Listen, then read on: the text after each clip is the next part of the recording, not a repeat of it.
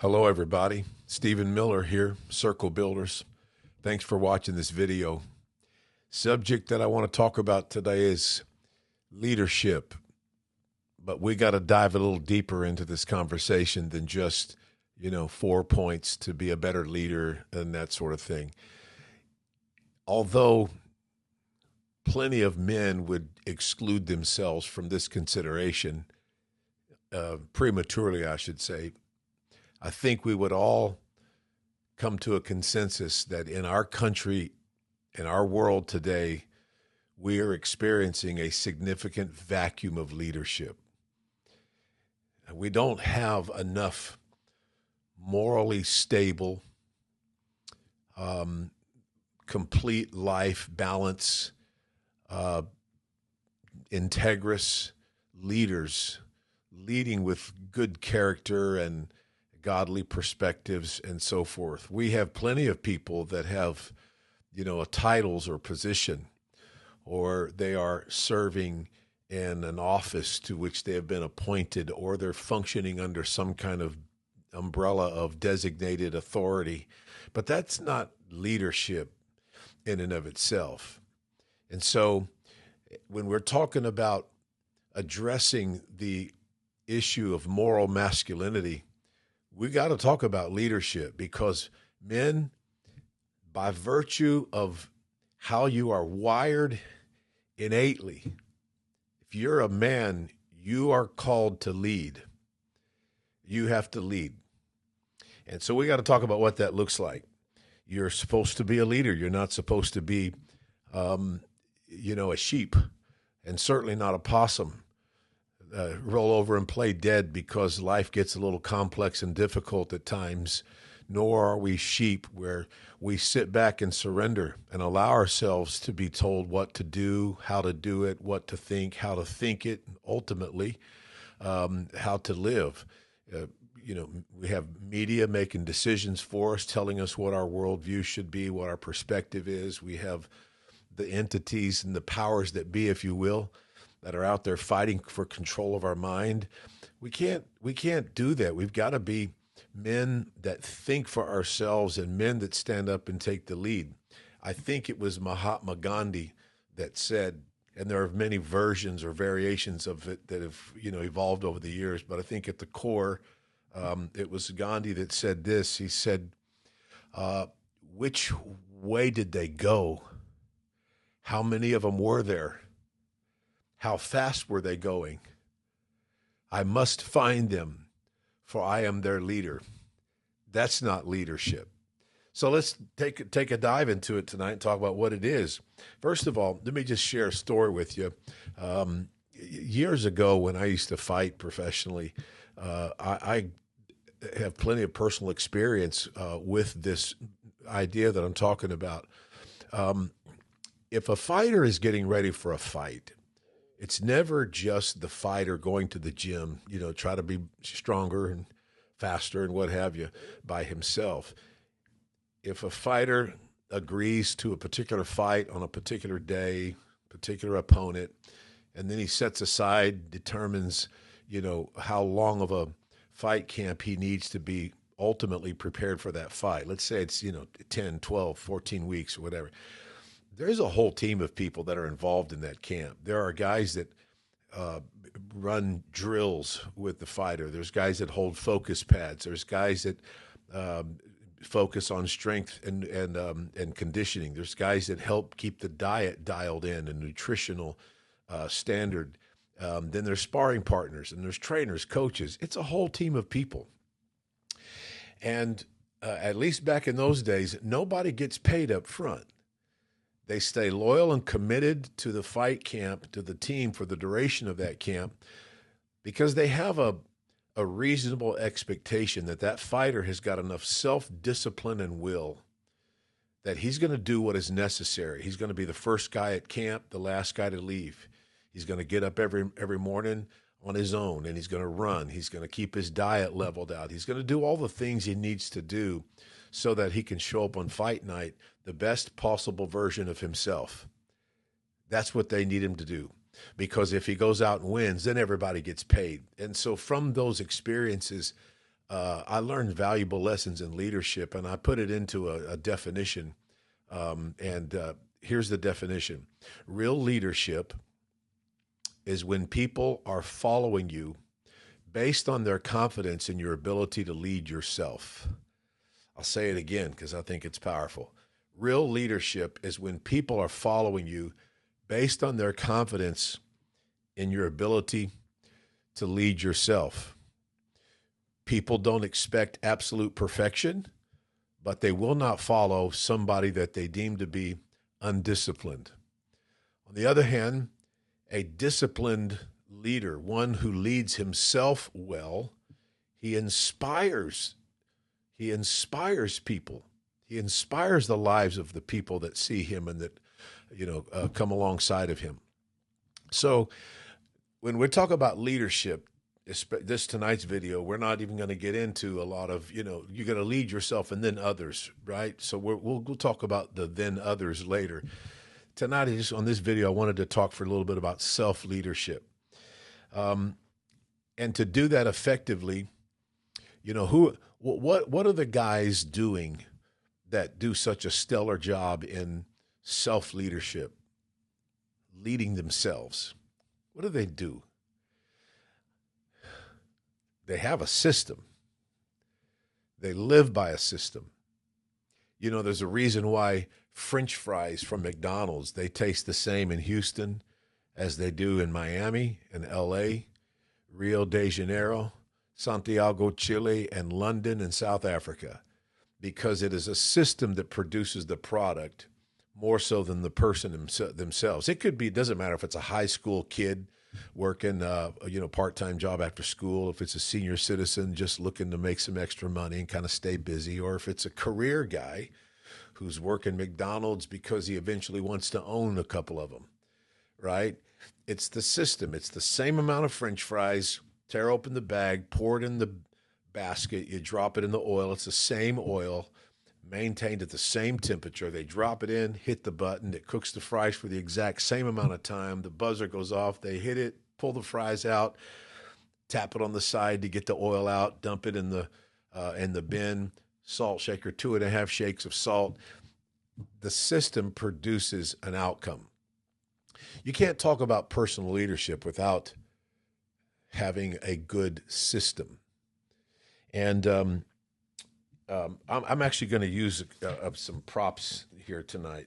Pardon whether or not you think these are crude or not, but it's just successful people, successful leaders, great leaders lead themselves by virtue of a system. And I'll explain what I mean. Every great civilization throughout time has had a word for it in terms of the optics, how life is lived. The Egyptians called it Shin. The Hebrew nations called it Kug. Latin nations called it Circulus, and the Greeks referred to it as your metron. We get the word matrix from it. It just means a circle for the sake of being able to measure, right? And all great civilizations and great thought leaders, philosophers in those civilizations have agreed that we live life from within a circle, and in that circle there are several different values. And you'll find some variations in terms of what exactly those values are, but they're all pretty consistent, and that is there are 7 values that are needed for the synchronicity of those values developing together in order to produce a complete and wholesome life. And those values are the spiritual. Of course, you read all about this stuff in my latest book, Circle Builders, but there's the spiritual, then there's intellect or cognitive value, there's emotions, then there's family, then there's a man's social construct, then there's his fitness or his health perspectives and approach, and then there's his finances. And so picture it like this. You're standing in the middle of that circle. That circle is your world, right? You don't have to change the whole world. You just have to change your world. You're not responsible for the whole world, but you are responsible for your world. That circle, you're the CEO of that circle. Now, That's not so unbelievably, rare. It's not original stuff with me. That's been around for a long, long time.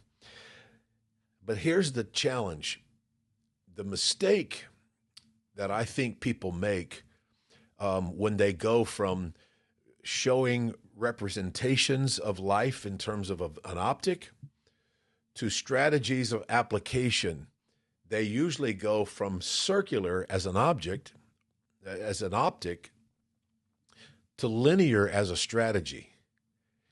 Can't do that. That's what ends up producing people who are at best one or two dimensional leaders, right? You know what that looks like. It's guys that may be, the scenarios can go on endlessly. Let's say it's the guy who's, masterful at building his own physique, and he's got, he's yoked up and shredded, but he's a jerk and has no friends. It's a terrible social life. Or the guy who's a great husband, an amazing father, and, spends great time building and nurturing his family, but he lives paycheck to paycheck, never has enough money to do for his family what he would like to do, right? And he's probably going to die 15 to 20 years too soon because he doesn't take care of himself physically, right? Or the guy that's got millions of dollars in the bank and he doesn't know how to make a relationship work. He's working on his third family and he's estranged from his kids and all these kind of things. The scenarios keep going on and on, but it's not because they're bad. It's not because they're terrible people or there's some, gross, negligent or deficiency of character intentionally. It's the best you can hope for when you try to build and develop your life in a linear manner, meaning one at a time, right? So, it's like the guy who just goes, you know what, man, I got to build my business. I got to grow some, my net worth and my wealth. And he goes out and he's just working at it and going crazy and he's building a business and starting to make money and things are, doing well for him in that regard. And then his wife tells him one day, the kids don't hardly even know you. You're never home. You feel distant, so forth. Well, and he's a good guy. So he goes, man, I can't let that happen. So he turns his attention back to his home and he's there for every school program. He's there for his family and his wife. And then he wakes up one day and realizes he's left a lot of money on the table and the business is failing and so forth. And then he's back and forth and realizes that through all of that, he's gained 60 pounds and he's developed an ulcer. And it's like trying to lead yourself is like playing whack-a-mole. Unless you have a system, you live with certain patterns and habits that you do day in and day out. And in every 24-hour period of time, equal amounts of attention and focus and effort are given to all 7 values, right? We do this exercise, and here's the charts I was talking about a moment ago. So it looks like this. This is the average person. Well, this is every person's metron. This is your life, right? And so you have the 7 values. And if we were to take the middle where all the lines meet, and we were to consider that to be 0, the outer part of the line is 10, and I was to go around and have you assess yourself, clients that we're working with, people attending the seminars that we do, and I have them assess themselves, and I say, look, on a scale of 0 to 10, how are you in these areas? And we'll go around the wheel. I'll give them some bullet points of criteria to consider. And let's say, spiritual, how are you spiritually? And then emotional, intellect, family, social, fitness, and finance. You're going to end up with dots in various places on all of these lines that represent the value. Then I had them start at the top, go around the wheel, and connect the dots. You're going to end up with some kind of shape, right? And so the question that I ask, and the question every man needs to be prepared to answer is, based on that shape, will your life roll?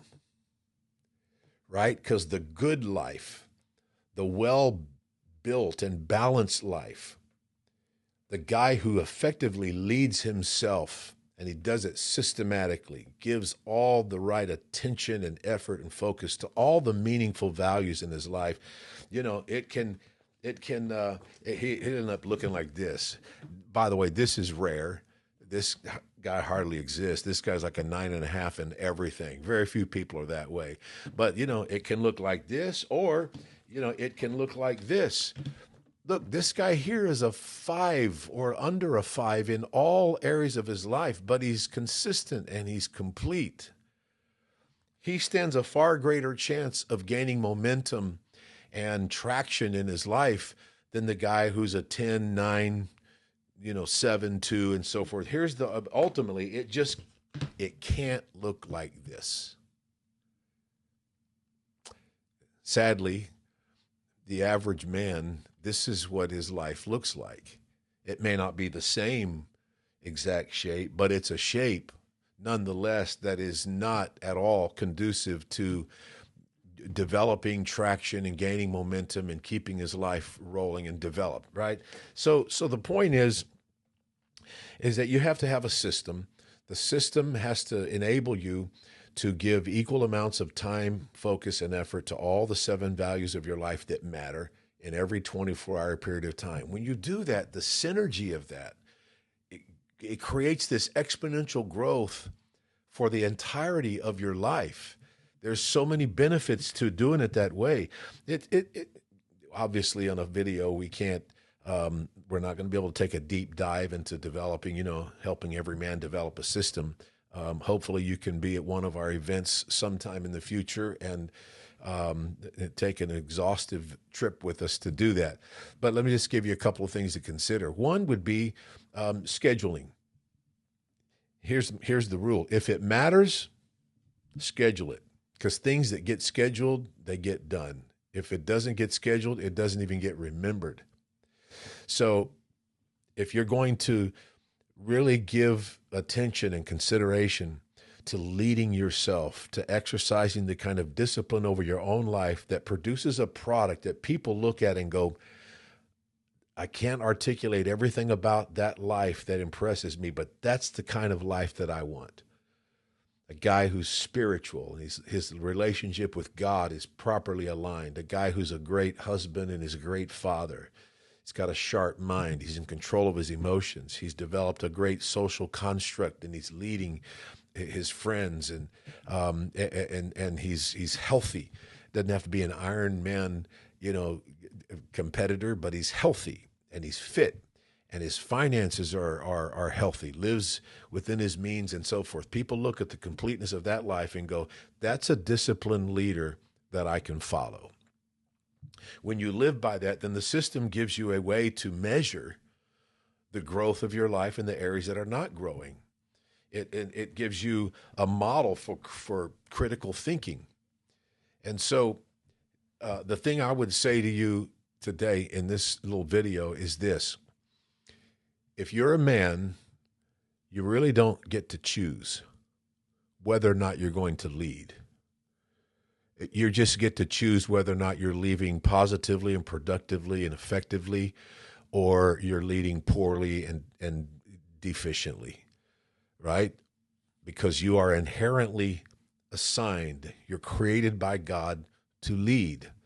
There's 100 reasons why that is that we can get to in a later video, but this much I think you are called to lead.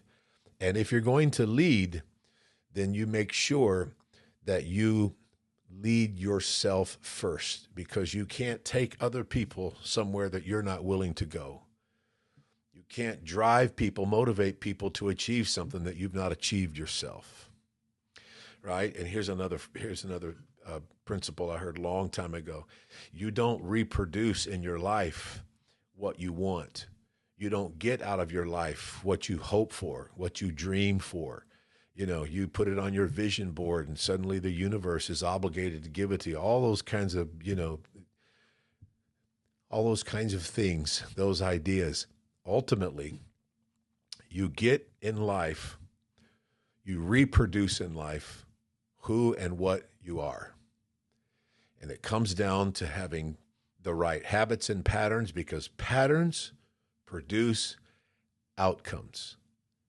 And if you want to change your life, you want to get control of your life, you want to start di- exercising discipline in the totality of your life, and you've got to put together a system. Why do people not do that? Well, here's a saying: all behavior is purposeful and intentional, right? Either we do something because we believe. This has to do with outcomes. Patterns and habits, behaviors produce outcomes. And those outcomes cannot be undone just because somebody has a desire to do it different or better, right? Patterns produce outcomes. You do something because either you believe it will produce an outcome, or you don't do it because you don't believe it will. Either way, the principle is coming true. Patterns produce outcomes. So in this conversation on leadership, we'll talk about the leading others later. We can't even have that conversation until we dive as deep as we can into the conversation of how is a man leading his own life. And here at Circle Builders, that's what we do. So I thank you for watching the video. You know, the normal stuff. Like, share, subscribe. I don't need to tell y'all as viewers about the algorithms and how important all that is, but you really help us when you subscribe to our YouTube channel. So go on to that YouTube channel, Circle Builders, subscribe. Go to our website, circlebuilders.org, and take a look at our books and some of the things we're doing there, events that are coming up. And I'd love to have you be a part of our community. All right, well, that's all for today. Thanks.